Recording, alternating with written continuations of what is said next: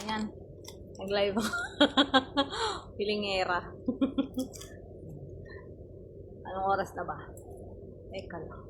Anong oras na? It's 11:58. So, magto 12 a.m. na.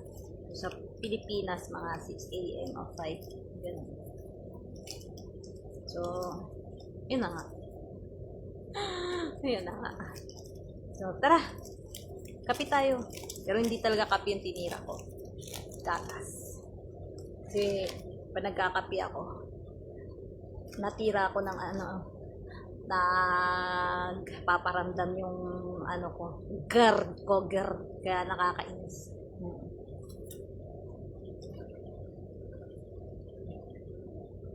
So, binabos-bosan ko na magkape. Actually, simula nung dumating ako ng Kuwait, pa lang, 3 beses pa lang ako nagsusoft drinks.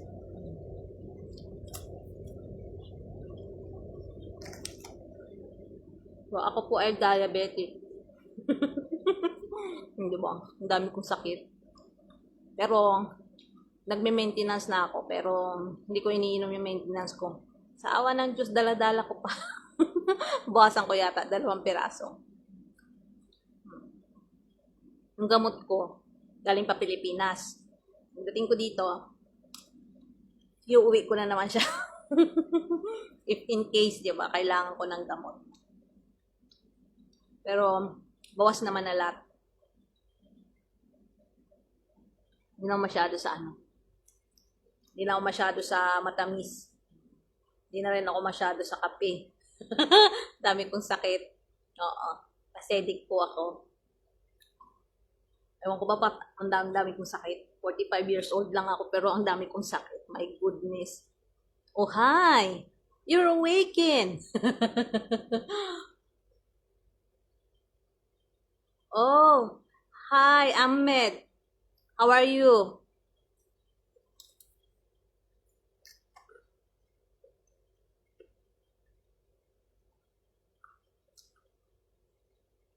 Yeah, sure.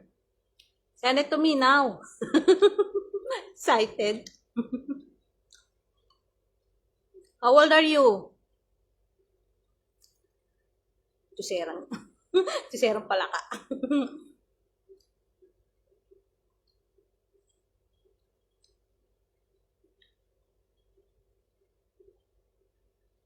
So, yun na nga. Dahil nga, pre-diabetic na ako. Pre-diabetic na po ako. So, yung sugar ko, before ako magpunta dito, ang sugar ko ay umabot po ng 300 something.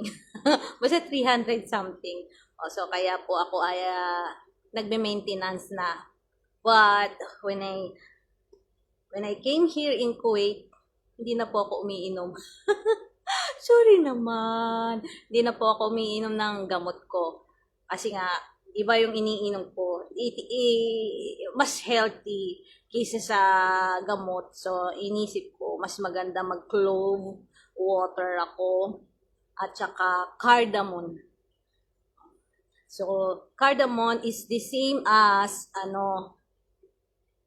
ay, kamusta, be? Kaya natin yan. 11 months na. Wala ako dun. Natamad ako mag-TikTok. Dito na lang ako. Hindi ko sila maintindihan doon.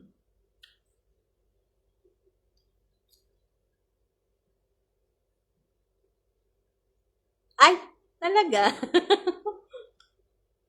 Ito ba? Ito mas cute. Ayan. Sabi niya, lucky. Oh, ha. Sabi niya, lucky. Cute siya. Tinago ko kasi yung baso ko ng galing sa Qatar. Ang damot. Uy, nakaban pala si pangalan nito. Nakaban pala si Marie sa TikTok. Ay, sinayaw-sayo kasi sa TikTok ay. Hindi magpakabait. Dito tayo. Wala na si Marie doon, dito naman tayo.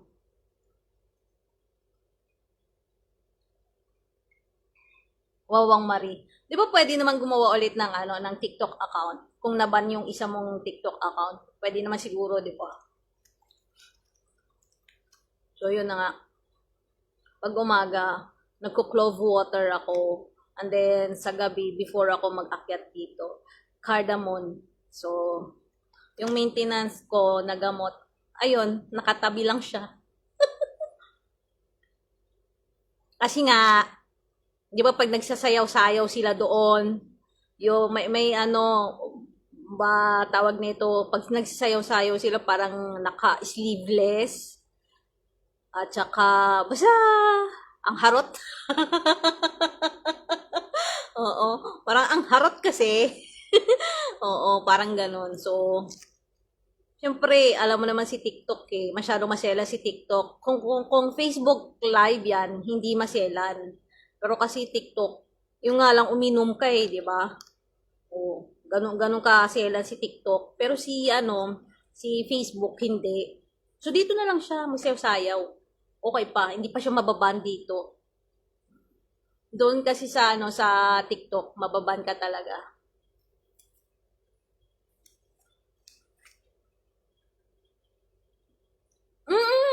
Oo, be. Oo, be. Kaya nga sila eh. Kaya nga naban si Marie. Hmm. Naban siya. Hindi ko lang alam kung makakagawa pa siya ng bago. Hindi naman siya gumawa eh. Sayang. Ang ganda pa naman nung usap-usap natin, mga chismosa pa naman tayo, tapos usap-usap tayo doon, tapos wala na si Marie. Nakaban na pala. Na hindi natin alam. Akala ko nga binlock ako ni Marie sa TikTok, yung pala yung nakaban siya. Sayang yung niya, TikTok niya. Maraming sana siyang friend doon.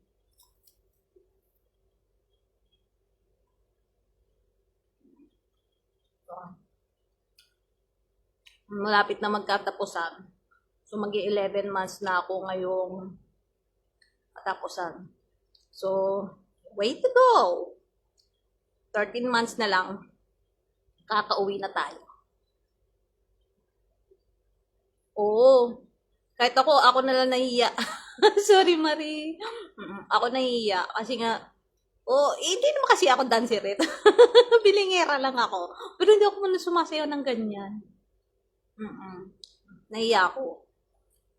Among buong mundo actually nasa Kuwait alam mo namang mahigpit ang Kuwait, 'di ba? Mahigpit ang Kuwait.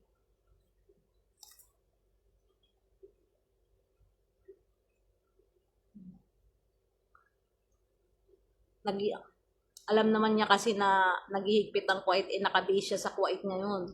Tapos nagti-TikTok siya ng ganun. Okay sana kung nasa Pilipinas siya eh. But anyway, kanya-kanya naman yan.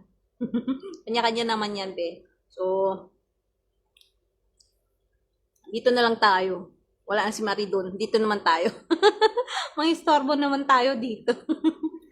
Nahihirapan kasi ako sa kanila eh. Sa pa ako? June 28.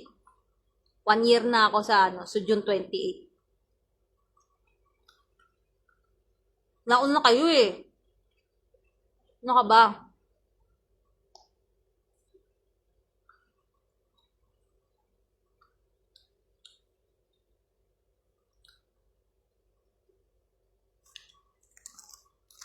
Nauna kayo ni nila, paano? O diba nakalimutan ko na si Ansky. Diba magsabay kayo ni Ansky? Una-una ka kay Ansky.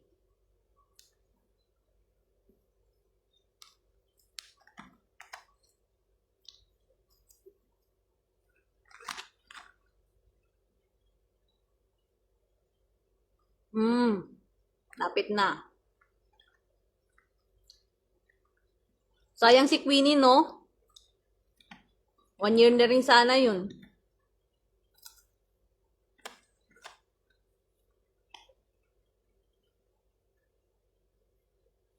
Kaya nga. Nauna ka nga.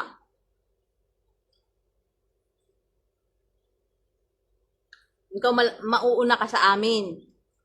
Kami susunod. Mauna ka, sunod sila Ansky. sunod kami. Linggo lang ang pagitan natin eh. Hi ate, kamusta? Kaya pa ba ng tuhod mo? Kaya pa ng tuhod mo, te? Oo, sayang nga. Pero wala tayong magagawa. Salbahe yung ano niya eh, amo niya eh. 'Di ba?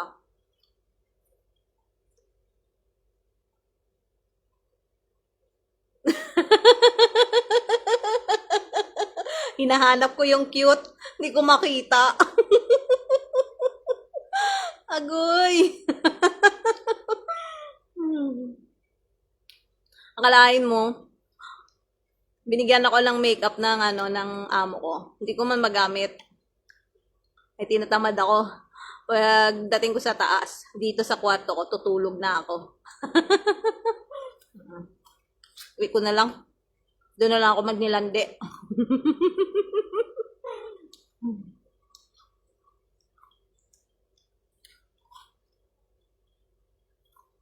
Oo.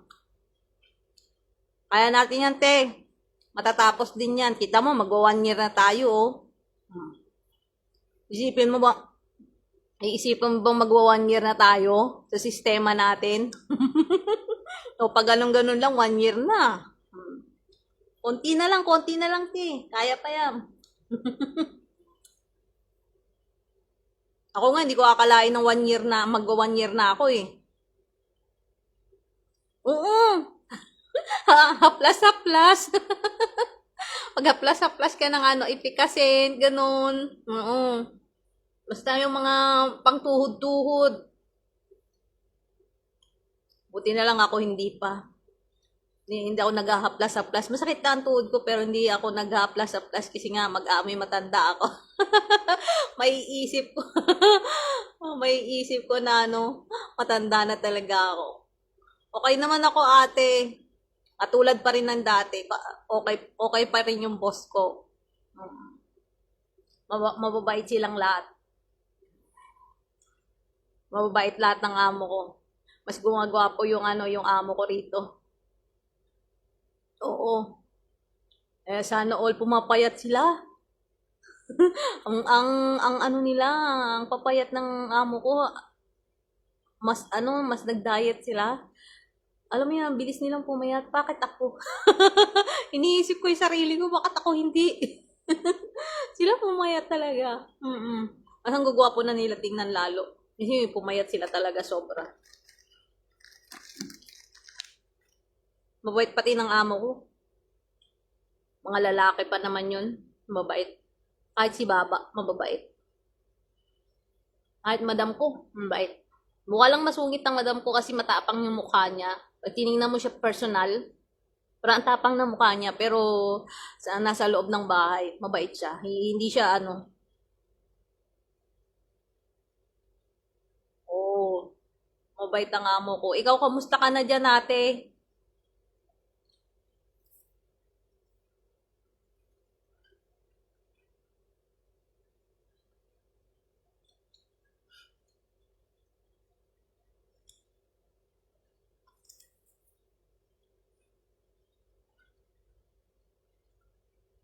Iba talaga nagagawa pagka mabait ng amo mo.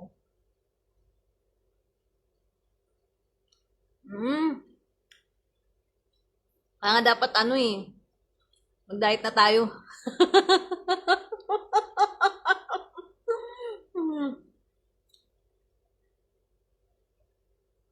Oo nga, naiinis ako. Sabi ko, bukas hindi na ako kakain ng marami. Pero pag nakita kong ano, lalo na kung galing ako sa paglilinis, di ba pagod na pagod ka, makakalimutan mo yung sinabi mo nung gabi na di ako kakain ng marami. Kakain ka talaga eh. Nakakainis yan. Ama mo pa, merienda ka pa. Diyos ko po.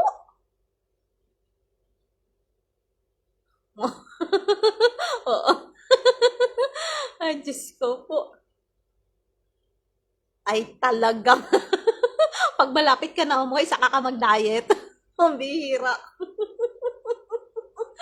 Agoy. Wala.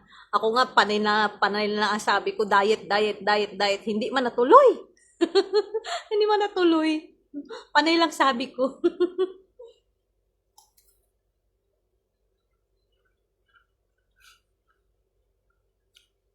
Nasa kayo si Ansky?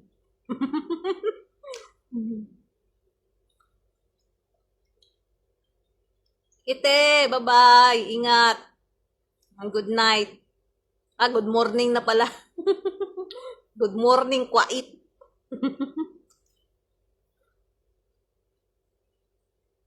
Ay talagang 2 months ha. Titingnan natin ba mamaya. Ba imbis na pumayat lalo kang tumaba ha. Parang ako, sabi ko, imbis na pumayat ako lalo ako tumaba nang hiya. Ang kilo nga ako kanina, ano ako 54.9. Sipin mo yun. Laki, di ba? 54.9. Grabe, nakakaasa. Kawawa naman ako. Ako, magpapapayat na nga ako Kasi hindi ko magawa. Pag nakakita ako ng pagkain, lalo na maraming cake dito, maraming matamis. Ako po! Yan na nga ba sinasabi ko. Nakakalimutan ko talaga yung sinabi ko na diet na ako. Tapos bibigyan ka pa ng madam mo ng cake. Akalain mo, bibigyan ka pa. Siyempre, hindi mo tatanggihan yung grasya. Kainin mo man. O, diba? Mapanukso din Oo, hindi ko na nga sila pinapansin Bigyan pa ako, malaking hiwa pa talaga. Sabi ko nga, ayoko na nga. Dahil binigyan ako malaking hiwang cake, tuwa naman ako. Linti ay.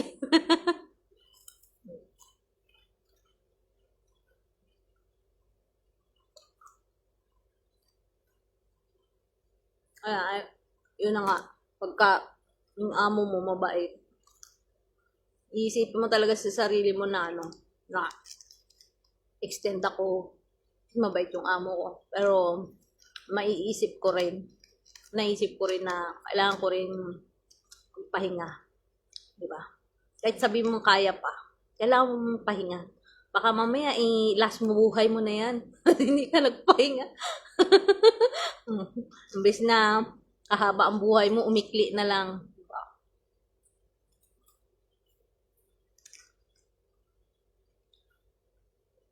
Kailangan ko magpahinga. Kaya ngayon, matapos yung kontrata ko, uwi ako. Papahinga muna ako mga ilang buwan. Kabak na naman. Diba?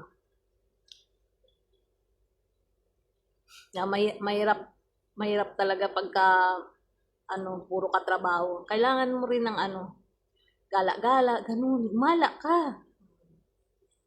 Isipin mo yung mo. Isipin mo yung katawan mo gusto ng gala. Kasi dito kulong-kulong ka lang Nasa loob ka lang ng bahay, di ba? Tapos yung 4 na sulok lang ng bahay, nakikita mo, hagdanan, yan lang. Siyempre, bigyan mo naman yung sarili mo ng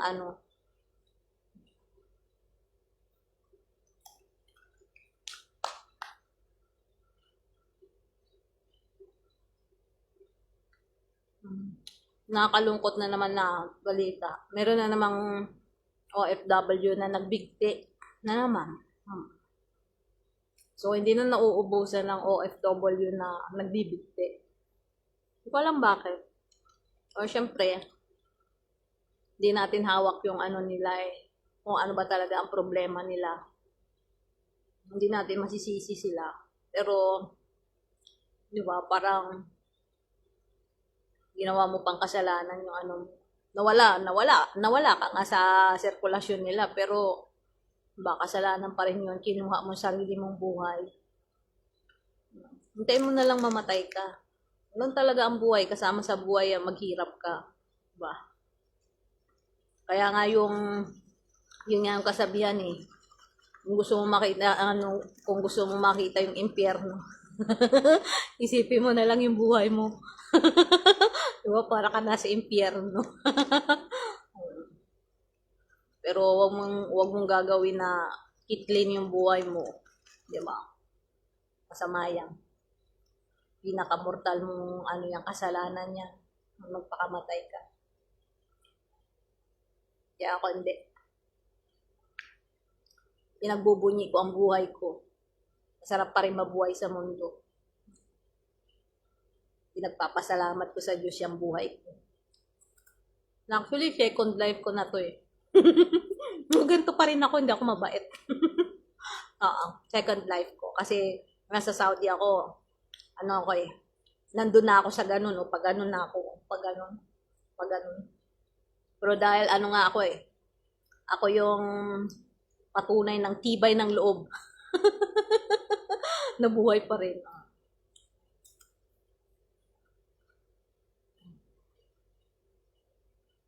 Tahimik ako pero lumalaban ako ng patas.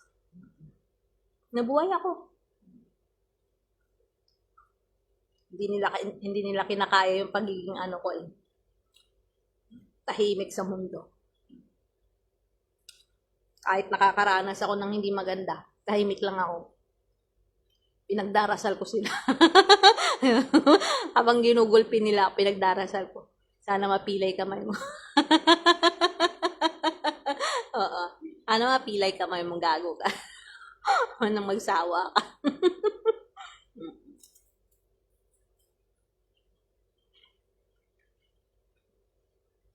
Nasa Saudi ako, grabing hirap yung dinanas ko, grabe. Hindi mo maipinta yung mukha ko pa. Nasa Saudi ako. Natikman ko yung ano eh. Natikman ko yung buhangin eh. Nun. Natikman ko yung buhangin. Tapos na doon pa nagtatai-tai yung kambing. Hype yan. Damonito. Abagay, pinagdarasal ko naman sila. Hanggang ngayon, pinagdarasal ko pa nga eh. Hanggang ngayon, mabuhay kayo hanggat gusto nyo.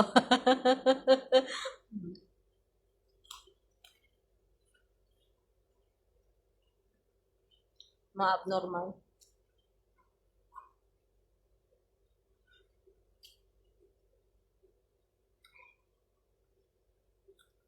Yung mga ugali ng ano, yung mga karamihan kasi ng amo na ano, na salbahe. Hindi rin niya nakaranas ng pagmamahal.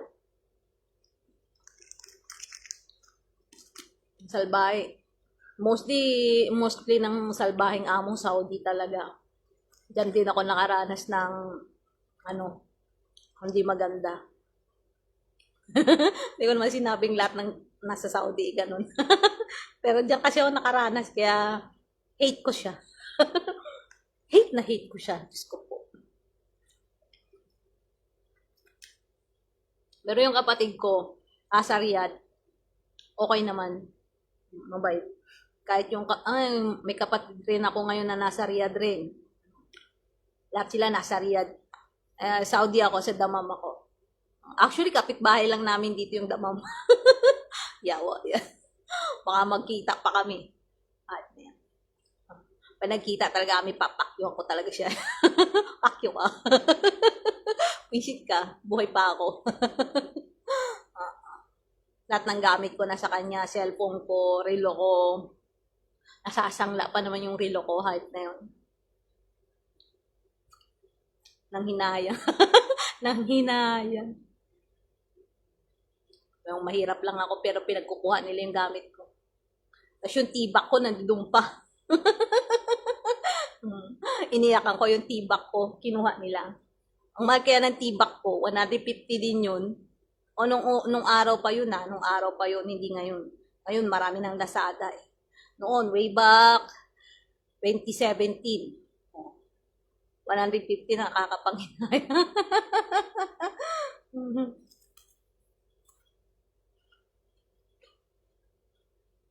Ang hirap kaya kitain ng 150.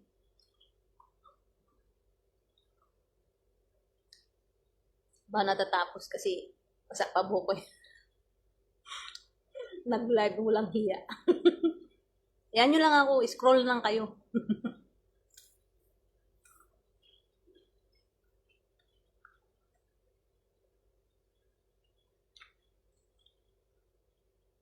Mahirap talaga pagka amo mong halbahe.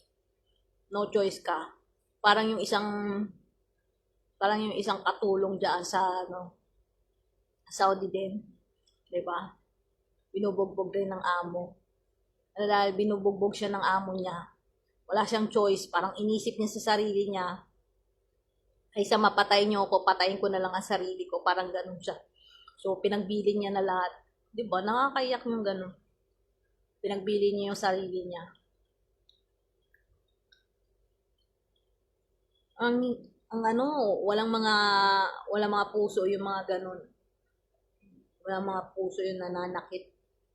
Buti sana kung mananakit lang sila, sampal lang, hindi talaga. Duguan ka talaga, as in duguan ka.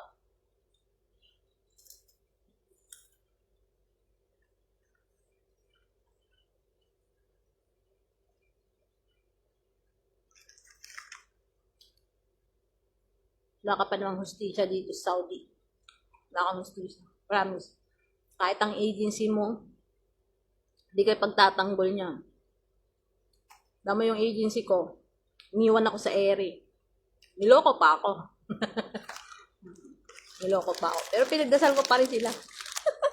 Sila pinagdasal ko. Visit na yan.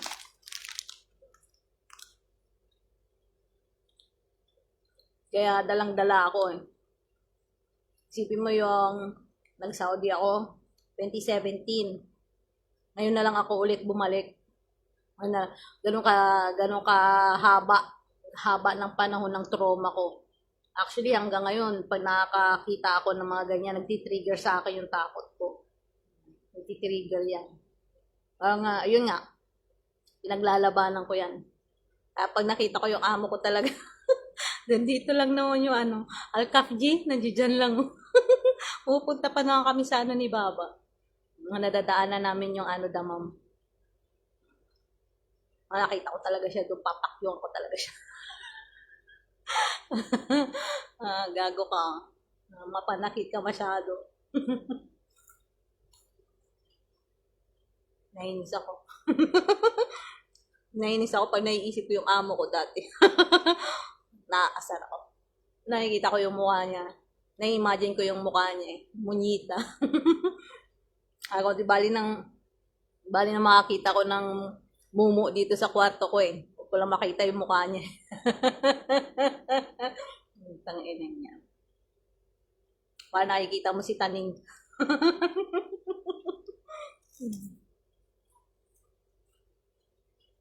Hindi ko talaga sila makalimutan.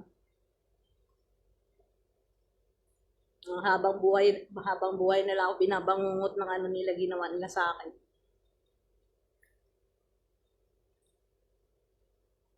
Yung mga demonyo. Mga demonyo. Demonyos. Mga dipunggol sila. Wala lang. Lakas ng trip ko ngayon Hindi pa ako natutulog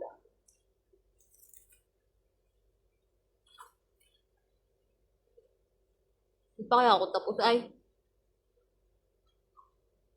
live lang ako, wala lang.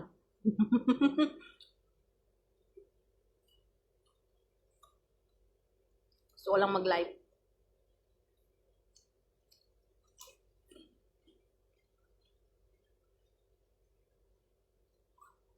Napipikon ako pag nakakita ako ng namaltrato.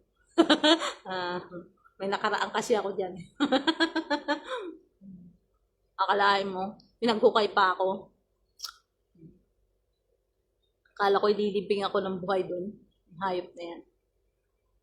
Tinanggap ko na yung kamatayan ko. Akalain mo, hindi pala ako ililibing doon. Gago yun. Abnormal ang puta, pinakabalang ako. Pagka nasa bingit ka talaga ng kamatayan, lalo na no choice ka, tatanggapin mo talaga kamatayan mo eh. Noong time na pinaghukay talaga, hindi ko makalimutan. Hindi na ako kinabahan. Hindi rin ako lumilingon. Sabi ko, pag sinaksak ako, tanggap ko na. Diretso patay dapat. Kaya hindi na ako kinakabahan. Ini-expect ko na may sasaksak sa akin sa likod. At doon ako ibabao ng buhay. In-expect ko na yun. Abay, natapos ko na yung ano ko, paghuhukay ko dun. Hindi man ako nilibing dun. Nung matapos na, kung ano-ano lang pala ilalagay doon, pausok lang pala yun.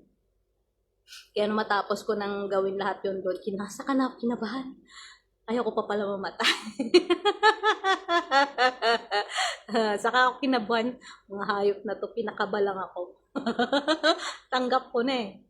Tapos pinakabalang ako, ganun yun.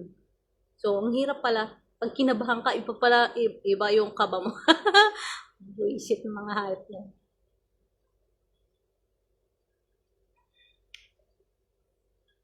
Kaya ako kahit patawa-tawa lang ako. Iniisip ko yung mga ano ko, yung sitwasyon ko. Iniisip ko yung sitwasyon ko noon at saka ngayon. Mas maganda naman yung sitwasyon ko ngayon kaysa noon. Pero, yun nga, pa nakakakita talaga ako ng mga ganyang katulad ng sitwasyon ko dati. Ay titrigger talaga yung takot ko. Siyempre, hindi mo maiiwasan matakot ka sa ganung bagay, di ba? Dahil naranasan mo yan eh. Mo ma-imagine sa buhay mo na nakayanan mo yun. Nakayanan mo. O, di ba? Kaya lang, yung iba kasi hindi nakayanan. Kaya, nagbibigti sila. Hindi nila kaya. Kasi naisip nila sa sarili nila. Kaysa patayin ako dito, patayin ko na lang sarili ko, di ba? Tapos yung ano ko, paghihirap ko. Kasi wala ka rin namang hustisya. Maghahanap ka ng hustisya mo, wala kang hustisya. Bakit? Mismong agency mo, iniwan ka sa ere. Di ba? May mga ganong senaryo. Hindi ko sinasabing lahat ng agency is ganon. Pero, mostly. Kasi ganon din ang nangyari sa akin. Iniwan din ako sa ere. Kung kailan kailangan ko lang tulong, iniwan ako sa ere. Akalain mo yun, nilabalan ko mag-isa yun. Kahit sabi mong duguan ako. Di po nga lang, duguan ako. Hindi ako kumikibo. Hindi nila ako napaiyak. Tibay ko kaya. Di mo ako mapapaiyak, gago ka. Kahit bugbugin mo, mapatay mo ko sa bugbog, di mo ako mapapaiyak. Never mo ako mapapaiyak. Kailan ako umiyak? Nanghihingi ako ng tulong. Yakin. Oo, doon lang ako umiyak. Pero habang binubugbog ako, hindi ako nagpakita ng kahit na isang luha. Kahit isang patak ng luha, hindi ako nagpakita. Lalo ako nagagalit. Grabe ako magalit. Pag ako magalit, hindi ako naiyak. Hindi ako lucky po. Nagkwenta sa akin. Mahirap talaga pagka nasa sitwasyon kong ganyan. Nakakaawa yung pamilya ng iniwan, di ba? Bata pa naman yun, 37 years old, nagpakamatay siya.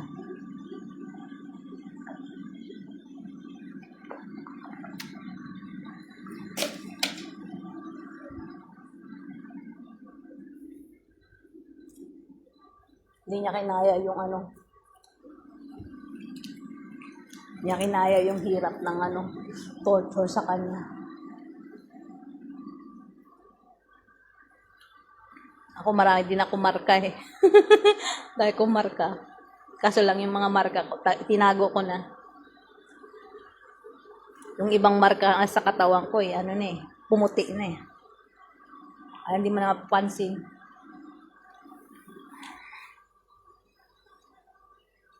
Kaya masarap pa rin mabuhay sa mundo. Charge to experience lang baga. Na-experience mo na yung ganun, di ba? Kaya mahirap. Kaya sana yung iba hindi na makaranas kasi ang hirap kaya. What time? Okay. O yun. Ako matutulog na. Tapos kumain matulog. Ato. Kaya lalo ko tumataba eh. Well, anyway, good night, Kuwait. Good morning, Philippines. So, yun. Bye-bye.